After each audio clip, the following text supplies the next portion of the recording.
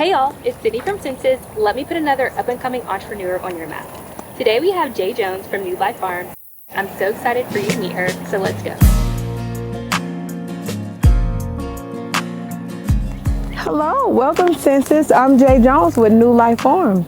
Come on in, let's show you around. New Life Farms is an 8-acre urban garden and farm in South Dallas. It will serve as a hub for educational sessions, intimate dinners, and an instructional kitchen where members can learn how to prepare healthy, farm-fresh meals. All produce will be available for purchase at Miss Eddie's Market and Cafe, opening this year. This property actually found me because of the grapes here on the fence line. The developer that was working on this property posted something on social media, and both of our good friends and banker at Vista Bank was like, hey, I know a farmer. Okay. And I was the farmer. We met. He had just came back from a trip from Italy, and God behold, he was thinking about the difference in the food from here to Italy. So I think it really sparked the interest in him. And we came and walked the property, and I'm like, hey, these are muscadine grapes. And they also are called Mustang grapes, the variety. Okay. And he graduated from SMU, so it was just really crazy. You lift this up, it's grapes galore. Wow. And this is really early on in the season. So these are some really healthy, nice, sweet grapes. There's fruit trees on the property, a huge pecan tree on the property. Oh, wow. And I'm like, hey, slow down on the bulldozer. We can use this stuff. And he was like, Jay, have at it. It's yours for the making. And that's how we got started. I love it. I feel like you get these little signs from God that you're supposed to be doing what you're supposed to be doing. And so like coming out here, seeing the grapes, making that connection just through your banker, that's amazing. Most definitely. Wow. And so all of this is going to be in the grocery store. In the grocery store, we work on preserving at its peak freshness. Okay. Jellies, jams, and we might even have some wine in the making. I'm down for a glass of wine. It will be available at Miss Eddie. Okay, so can you tell us about the house, or what are you going to do with this, or are you going to keep it, or who lived here? Do you know the story? Well, yeah, I accidentally found the story out at an event, a community engagement event we were doing at one of the recreational centers a couple miles up. We were setting up a station, and we had our renderings out of the property, and this young lady just kept staring at me, and I'm like, And then she went and got somebody else, and they were both staring at me. And then the older lady started to cry, and I'm like, okay, this is weird. And one of the ladies that worked with us was like, hey, can we help you? And she was like, that was my dad's property. We grew up there. Wow. And I'm like, holy moly. And we was just telling each other about the location to make sure it was right. And the dad, Mr. Otto, ended up coming up there. And he just broke down, and he was like, it is amazing to see y'all do that, because I always had plans for something similar, just not on the scale that you guys are doing it on. And I'm like, okay, if that wasn't crazy.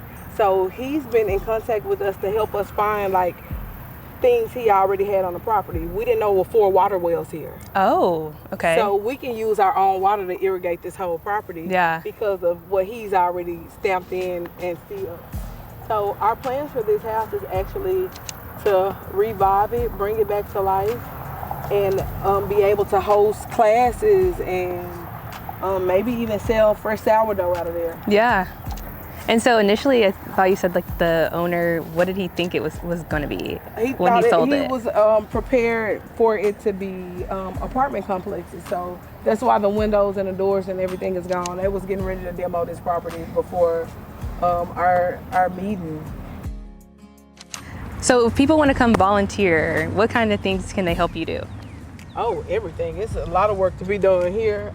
We can help planting, watering, moving mulch, moving compost, just tending to the land, tending to the produce. It's a lot of work, but it's very satisfying and it's very therapeutic. Here's our test garden. So Okay. this is about 2 months of crop growth to see exactly how everything will react to the soil, to the climate. Right here we have our peppers. If you look really close, you see some bell peppers already starting wow. to grow. This is a good size one already. Oh yeah, and that's only the beginning. These are very young plants, so they have a ways to go. Those are some jalapenos, more bell peppers. We have some habaneros there. We have something down. One of our little friends might have just ran over it. Right here, this is our watermelon bed. Okay. So we have different types of watermelon, and we brought them off the ground because our main thing is soil health, right? Everything grows from the bottom to the top. Okay. So you want healthy soil before anything, and that's something that we want to get out to all the farmers, is to learn soil health. I know it sounds intimidating, but it's really not. Just good soil have good crop, and it's a natural pest control. So it saves a lot of money if you focus on the soil. Tell us about, I guess, so you started on 3 acres and now you're doing 11? I started in my backyard. Oh, okay. I started in my backyard during the pandemic. Okay. My grandmother always had gardens and fruit trees, but I started during the pandemic, and then I had a trucking company on 4 acres around the corner, and I started on 1 acre there, and then we gradually moved up to 3, and then we're on 11 right now. So it's just been a nice scaling, and this is probably, I think this is about 120 feet by 80 feet garden bed, just to kind of see what we can do out here. And it's doing well, so it's time for us to go to phase 2. Okay. At your other farm, you said there are longhorns? Yeah, we have longhorns, 2 on the property and 2 horses. This is some asparagus if you guys have never seen it. What? in I've person. never seen that. Yep, this is asparagus. It take about 3 years to get this big. I'm trying to find some Oh, like right. You see Like, one? well, is that not it? Like, is this what you like would eat? Is this the part? This is overgrown asparagus. But if we catch it coming up, you have to catch it at the right time. And you will have the crown on it. It's hot. We probably didn't miss the little harvest season. Yeah. But daily, they just pop on up. It's so cool how you can just like be walking and be like, oh, actually, I know what this is. I know what that is. I know what this is. So what's this over here? Right here is a collard green bed that we are cultivating just to see with rain flow and everything. If you see, we have some erosion control around it, just in case the rain sweep everything down, but it's been holding up really good. So now we know that we can plant on this portion of the property. And we just use the mulch there as a kind of a shell for the plants to keep pests down and to also keep the root system protected. And now our the creme de la creme. Y'all step high. I'm like, uh-oh. Yeah, no, this is our pride and joy back here. Okay.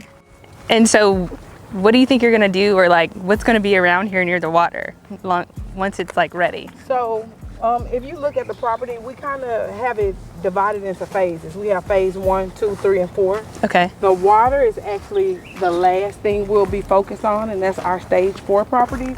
And we probably put a little pedal boat and berries along the shoreline and drop some crawfish in to oxygenate the water. Okay. And it'll keep it real clean and pretty. Let everything do their job.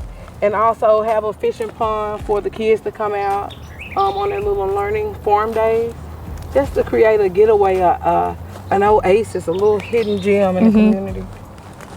Yeah, it's so like calm and quiet out here. I'm from south of Dallas. I was actually born in the housing project, and my mom was able to move us to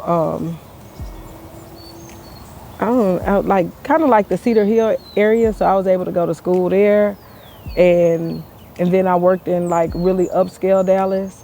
So I think that's what makes me different, because I could kind of see everything from a larger view, because I've been in, you know, different settings. I haven't been stuck in one place.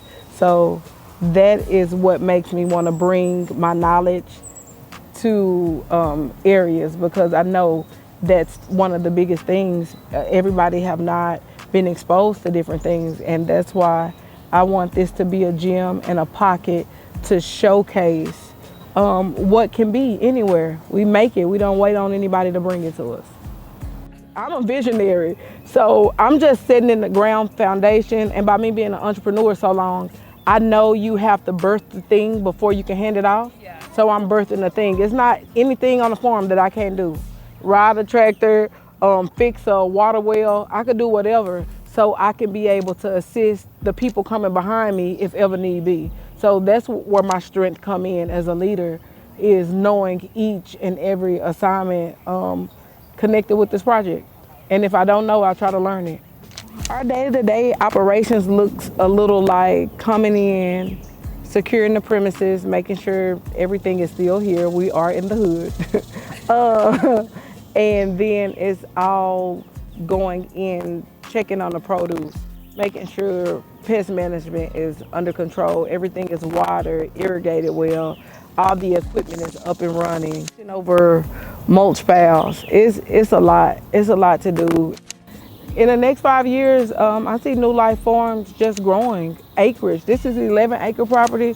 I'm thinking 5 or 10,000 acre property in total. We might grow wheat over here. We might grow berries over here. We might have tropical trees in Miami, wherever the climate is fitting.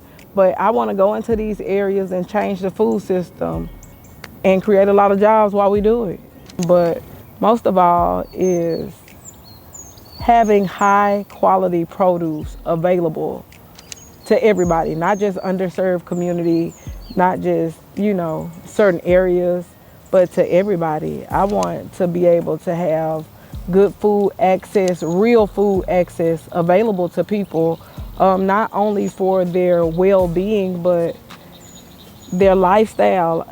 I want to be able to help people live longer, better lives through what God has already given us to do so with.